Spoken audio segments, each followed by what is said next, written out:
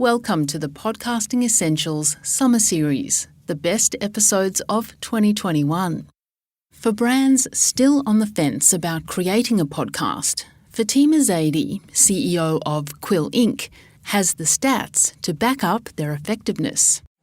SoundCartel.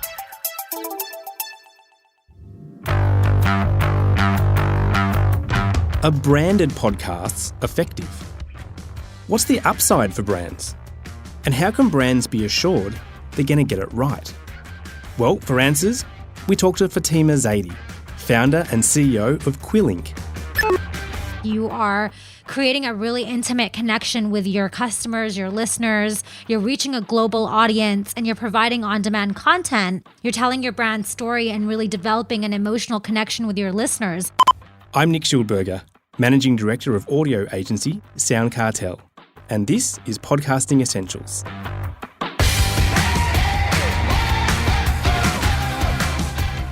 Welcome to episode 18 of season 5.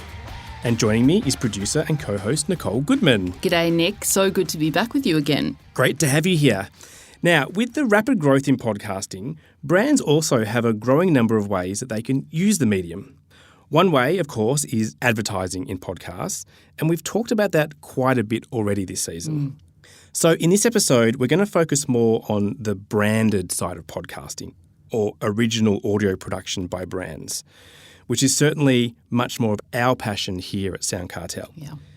And to keep the international flavour of the season going, we're turning to Fatima Zaidi, an expert in this field in Canada, which interestingly lines up quite closely statistically with Australia when it comes to podcasting. Yeah, it does, Nick. Fatima herself is the CEO and founder of Quill Inc, which is a full-service podcast hosting platform and production agency which supports brands in launching their podcasts. She's also a member of the National Speakers Bureau, and she's spoken at events around the world on media trends, alongside speakers like Gary Vaynerchuk, Arlene Dickinson, and Richard Branson. Fatima has also won 2 Top 30 Under 30 awards, Verve Clicquot's Bold Future Award, the Women in Content Marketing Award. She's been named as Young Professional of the Year by Notable Life and one of Flair magazine's top 100 women. Wow. And we're very excited to have her on the podcast. Welcome, Fatima, to Podcasting Essentials. Thank you so much for having me, Nick. It's a pleasure to be here. Hi, Fatima. Thank you so much for taking the time to be with us. I must start by asking the name of your agency, Quill Inc. It's very clever, and I'm presuming it's a callback to the days of writing with quill and ink. Is that correct? That's exactly it. You nailed it, Nicole. First time. I get asked this question a lot, and really when we're thinking about the name of our company, Quill was really the old school way of transcribing and communicating. And if you look at our logo, the lines in our logo are actually supposed to mimic sound and audio waves. And they spell out Quill. So it was a little bit of a clever innuendo on branding, but at the same time, we really wanted to stay true to the roots of podcasting, which really is the best form of communication. Yeah, I love it. Absolutely love it. Now, you're also a passionate diver and a diving instructor. What is it about diving with sharks in particular that you love so much? And have you actually dived here in Australia on our Great Barrier Reef? I have not, but it is top 3 on my list of places to visit next. I actually did have a trip booked to Australia to go diving in the Great Barrier Reef, but then COVID happened. Of course, who wouldn't want to go to the Great Barrier Reef? It's the mecca of all diving. The last one I did was with sharks in South Africa, just off the coast of Cape Town, which was incredible. That was a really, truly remarkable experience. But, can't wait for the next one, which should be in the next couple of months. Amazing. That'll be great. We're pretty proud of our Great Barrier Reef, although I must admit I'm more of a snorkeler than a diver, so I prefer to stay on top of the water than go down too deep. But you can still get a nice view from just the surface. Now, Fatima, you're from Canada, and we know that your national broadcaster, the CBC, puts out some outstanding podcasts. But more broadly, I'm interested in what's the podcasting landscape like in Canada right now. So we currently have about 53% of our population listening to podcasts in Canada, which, if we do the math in our 30 million population, we're looking at about 15 million people tuning into podcasts. We are both an American and Canadian company, which is great because we have a huge market in the US. And about 50% of Americans are now listening to podcasts as well, with 25% of those people listening to an average of 7 shows a week. So in North America, that landscape is pretty significant. And I would say that the audience you're typically expected to reach are, those African-educated millennial professionals who really account for 75% of our workforce. The growth has been astronomical in both the US and Canada. And lucky me who launched a podcasting business before the pandemic, because the growth has further compounded by these unprecedented times. Well, perhaps not luck, because you're a successful tech and audio entrepreneur. What made you focus your energy in the audio space, though? I ran an agency for quite a few years prior to Quill, and I specialized in corporate marketing. So we work with Fortune 500 enterprise brands to run PR and creative digital campaigns. So my background has always been agency sales as well as marketing. And for me, I just started to notice that in 2014, when Sarah Koenig, the host of Serial, launched this murder mystery in the format of audio, I started to realize that everybody consumes content in different ways. Some people prefer reading, some people prefer writing, visual, audio, and there's this whole sort of medium of content that is untapped. Other than radio, which is like on demand, we typically didn't really have a format where people could tune into pre-recorded audio, at least not widely available. So for me, as somebody who retains audio content, I was constantly listening to audiobooks and tuning into radio channels. I realized that there was this very untapped market.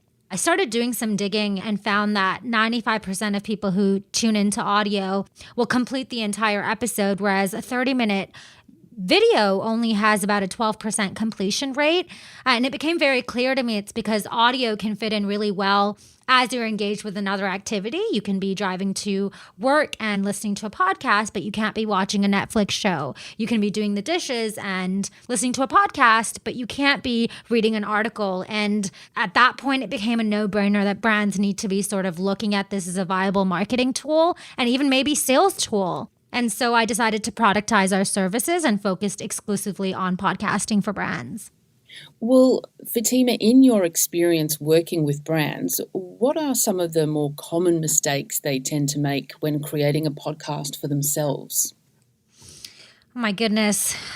There's so many that I could rattle off. I would say that when it comes to brand, it shows first and foremost not taking any shortcuts, just like building a business or your personal brand or having a sound marketing and PR strategy.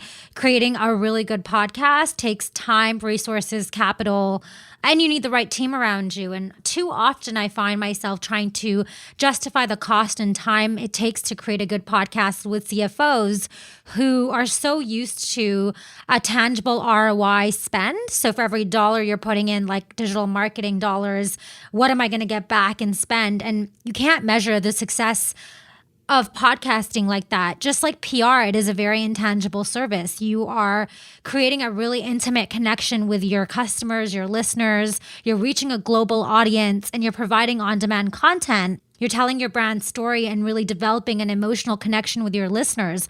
That can be very challenging to measure from an ROI perspective. Now, we are a data-enabled tech agency, so we definitely work with a lot of data to justify ROI, but I think first off, right off the gate, brands need to realize that the way that you measure podcasting success and ROI is not the way that you would measure a paid campaign success on social. It is a very intangible service where you're telling your brand story and building that connection over time. And so the metrics that you're going to use to measure and justify the creation of new production budgets, it's going to look very different for this new category. Well, what are some of the metrics and KPIs that brands should be focusing on then? Mm-hmm. Well, I always like to share this story of Ben & Jerry's. I've always been a really big ice cream consumer. Our entire houses, we buy gallons of ice cream every week and we consume gallons of ice cream every week. And we've never been married to a particular brand. We'd go to the grocery store and pick up whatever was the deal of the day or what was on sale. And we had a few rotating options. And then one day I listened to a podcast by Ben & Jerry, the owners of Ben & Jerry's, the ice cream brand. And I developed such a strong connection to their brand story and their mission and their vision and what they were trying to do. And I connected so deeply with them through this one episode. It was like a 1 hour episode on how I built this with Guy Raz. And I truly fell in love with them and their brand. And from that day onwards, I have exclusively been a Ben & Jerry's customer. We will only buy Ben & Jerry's ice cream. And it's not because they're the best ice cream on the market. They're definitely not. They're a great product, but it's more so I would like to align with a brand that social values align with mine. And since then, I've obviously been following their story, the statement that they put out during the Black Lives Matter movement and how unapologetically they take such a proactive stance around advocacy. And they were able to really tell that story through different forms of content. But I think the podcast episode really blew them up. And that's just one small example of the power of podcasting and what it can do for your brand. Like these big brands that we work with every day, Amazon, Google, Netflix, McDonald's, they're just a brand. Like they're a big monopoly that we don't really think about on any loyal or emotional level. Like we just think of them as these giant conglomerates, but we have no idea what's happening behind the scenes. We don't have any emotional connection to them. And so that's where podcasting can come in, and it can really humanize the entire experience. In terms of metrics and KPIs, I would say, of course, the usual ones we always measure, like downloads and unique listeners and subscribers and reviews. But I would say even more importantly, what we like to measure is engagement. And engagement can be in the form of so many different stats. Like the one that we always tune into is average consumption rate and retention. Are people listening all the way to the end of your content? If you're dropping off in the first 10 minutes, that constitutes as a download and a unique listen. But if people are dropping off in the first 10 minutes, it means they're not engaging with your content all the way through to the end. So that's actually a metric that's really important to us. Month over month, episode over episode growth is extremely important, and really looking at that retention curve over time. Those are just a few metrics that we sort of measure on a weekly basis, but truly we have a pretty large Rolodex of analytics that we like to back using informed data metrics. Well, how should brands be thinking about positioning their podcast in relation to the bigger marketing strategy? There was a BBC study done that was, I believe it came out last year, and they actually provided physical stats on the impact and ROI on a brand's bottom line. And I believe the numbers were pretty astounding. It was like a 14% lift in purchasing intent, a 49% increase in brand awareness and favorability. And so I do recommend anyone in the industry to read this BBC study.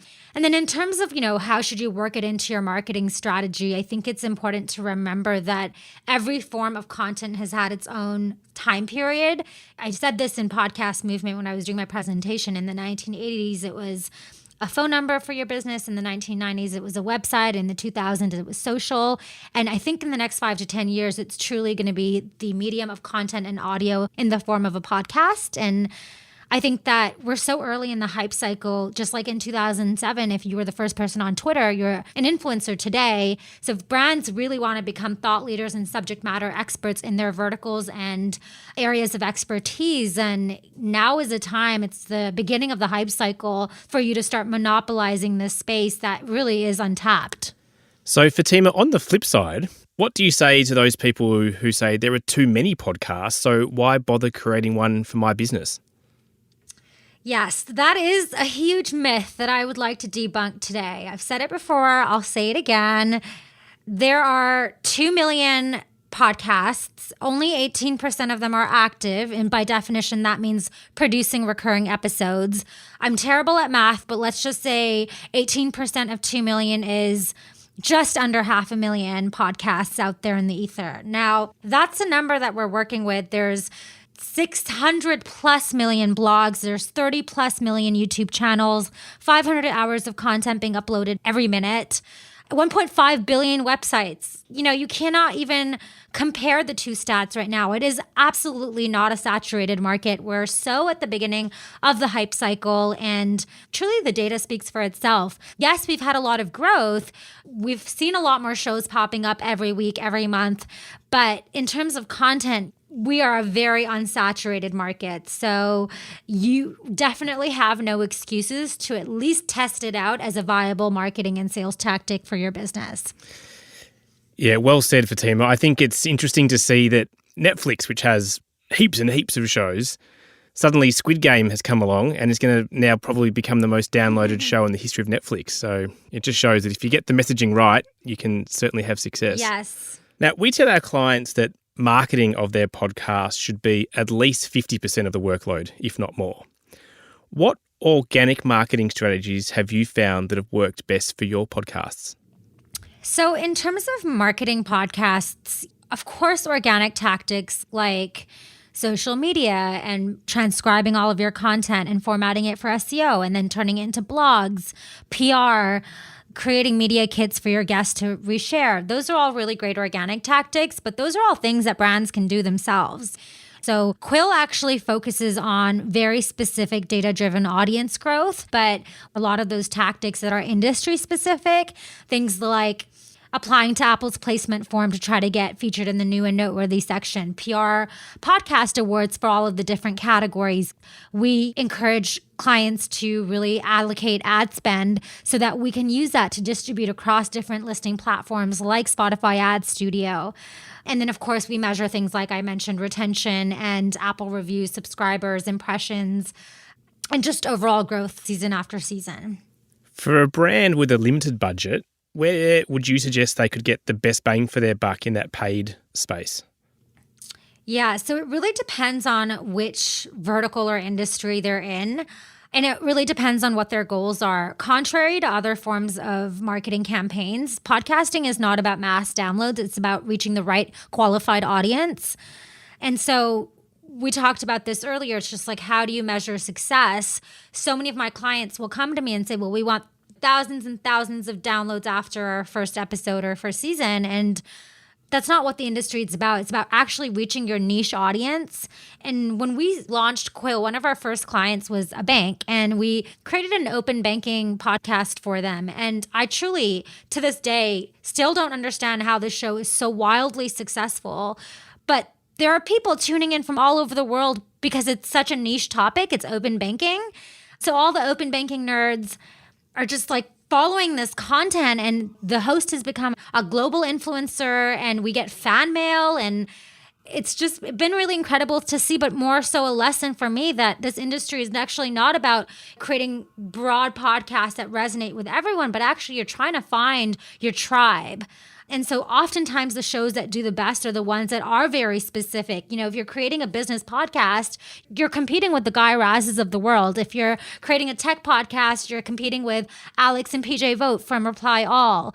Politics, you're competing with The Daily. And so the more niche you can go, the more linear success I think you'll find and you'll see.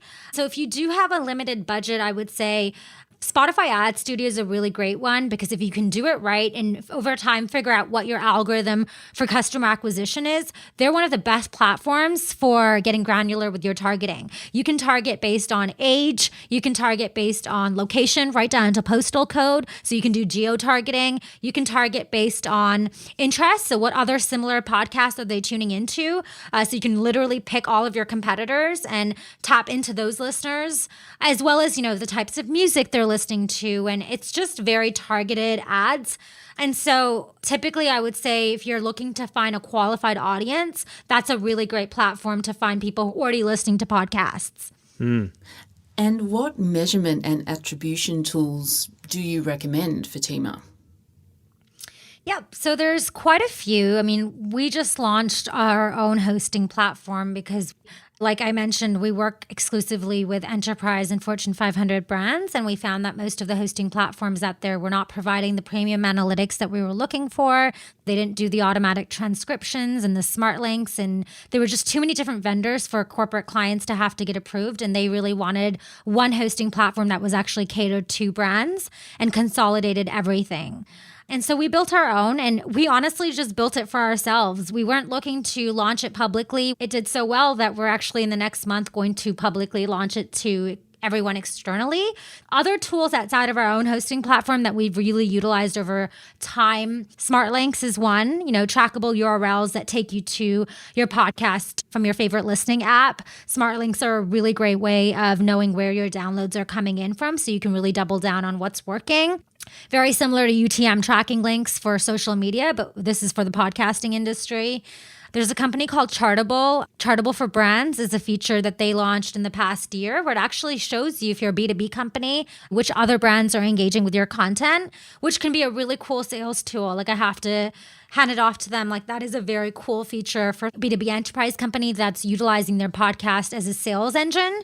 That would be really, really valuable and beneficial to see that kind of data. And then, of course, a lot of the vendors we work with, Podcast Addicts, Spotify, Player FM, Overcast, Castbox, we actually ask for a lot of proprietary data that isn't public facing. So we'll want to know things like impressions and click-through rates and how many people actually clicked on the ad, what was their demographic, how many subscribers. Through your hosting platform under technology, you can actually get pretty accurate estimations of how many listeners each campaigns have brought in. And so typically every quarter, we'll create a comprehensive analytics report trying to tabulate as much data as we can through Spotify's app, Apple, Google, and then, of course, our own hosting platform that consolidates a lot of those analytics that you'll find on the listening apps into your hosting platform. That's a really comprehensive list. Thank you so much. And finally, Fatima, you mentioned earlier that in your podcast movement talk earlier this year, that podcasts will become as synonymous with businesses as phone numbers and websites, which is quite a different view from some who think that podcasting might be a communications fad that'll fade over time. What relationship do you think that brands will have with podcasts into the future? When I launched Quill, I went from having a very generalist agency where we did a lot of different services to productizing our services to a very, very niche industry, a new content medium. And a lot of people told me that it was not a smart move. It was like a very big risk factor that I wasn't considering because podcasting was a fad. And I would say for the most part, in the last year, a lot of those naysayers have come around to the idea that podcasting is here to stay. And it's not just that it's been further compounded by the pandemic. I think podcasting is recession-proof. It is one of those few tactics where, like I mentioned, you are proactively reaching a very ripe target audience that accounts for 75% of the workforce at a time that is not available to any other advertiser. There's no other advertiser that can reach you when you're washing dishes, when you're driving to work, when you're walking your dog, when you're vacuuming your house. Like, it just is so unique to this one medium, and being actively engaged in another activity increases engagement rather than hurts engagement. And so the impact and power of it as a marketing tool is just something that brands are finally catching on to. And I think the brands that have realized this are moving aggressively into the space. It's not even that they're creating one show and then not producing new episodes or creating new production budgets. Every single client that we have had since the day Quill launched is still a customer today, barring one. And that too due to budget constraints. And they weren't really able to survive the pandemic. So we have a 95% retention rate. And most of those clients are on now season 4, season 5, season 6. So, I would refute anybody who says that podcasting is a fad. And I would say that you probably have not tried it, at least not done it well. If you're creating a podcast on Anchor or Zoom and recording on your phone and you're a high quality brand, then that show is not matching the production quality that you should be putting out, which is probably why podcasting has not worked for you as a viable marketing and sales tactic. But if you actually take the time to invest in a production agency and the right experts and create a good show that's really going to resonate with your audience, then I think you'll be really surprised. So don't discredit it as a viable tactic until you at least give it a fair shot. And podcasting is a marathon, not a sprint. And so you'll need to create a couple of episodes before you realize that, it actually is a game changer for your company's marketing blueprint as well as your bottom line. Well said, Fatima. We couldn't agree more. Thank you so much for taking the time to speak to us on Podcasting Essentials, and all the very best for Quill. Keep making great podcasts. Thank you so much for having me. It was such a pleasure to be here, and happy podcasting, everyone. Indeed. Thanks, Fatima. I'm so glad Fatima was able to break down the peak podcast narrative in such a simple but logical way. And that businesses need to give podcast production agencies a proper go, if for nothing else but to maintain their own brand standards and professionalism. And it's true that you do need to invest and commit properly in the process to see results. Absolutely, and I think Fatima spoke about all of that really eloquently. The other thing is that it's nowhere near as expensive as other forms of marketing like TV, for example, Nick, which we've said often on the show. But it does take time to produce quality audio. And even then, the ROI, yes, it can be a bit intangible, but no less important to the business. Podcasting provides almost a halo effect across the business and can contribute significantly to an uplift in key metrics.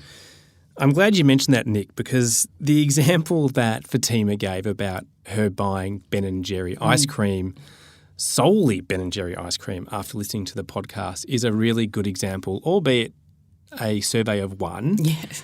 But I must admit, I do feel more fondly towards brands that I've heard in podcasts. And that's exactly what we've just been saying, Nick. It's the idea that culturally you can align yourself with a brand to an extent that builds that halo effect. And I'll just mention that Ben & Jerry did not pay for this endorsement of their product. The reason why it works so well is because of the level of engagement you get with audio. Fatima mentioned that completion rates, 95% of people will complete listening to an audio podcast versus a 30-minute video. She mentioned a 12% completion rate. And we've talked about statistics similar to that. Yeah. It's a vast difference. And in that BBC survey she mentioned, they started with a question, the same question I posed at the very start of this podcast. Are branded podcasts effective? And I think by now we've answered the question. But just to go through those stats in a bit more detail, the BBC actually compared engagement with branded podcasts versus brands in radio. And engagement with podcasts was higher than with radio, which is interesting. But it's the results that are striking. An 89% increase in awareness. Wow. A 57% increase in brand consideration. A 24% increase in brand favourability. And a 14% increase in purchase intent. The numbers don't lie, Nick. When it comes to purchase intent, as these numbers suggest, you will think of these brands first because you've been listening to something that's brought them into focus. So it's there in black and white. Yeah, that's right, Nicole. And I absolutely agree with Fatima that we are still early in the hype cycle of podcasting. And to get to the basics, Nick, to the very foundation, Fatima again was correct. Businesses need a phone number. They need a website.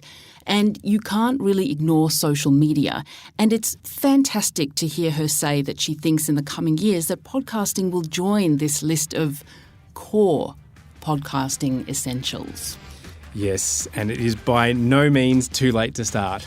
It's never too late to start at all. You're never too old either. Well, that's it for this episode of Podcasting Essentials. Thanks, Nicole, for joining me. Always wonderful. Thank you, Nick. For more about us and how we can help you produce a podcast, visit soundcartel.com.au or our socials at SoundCartelAU.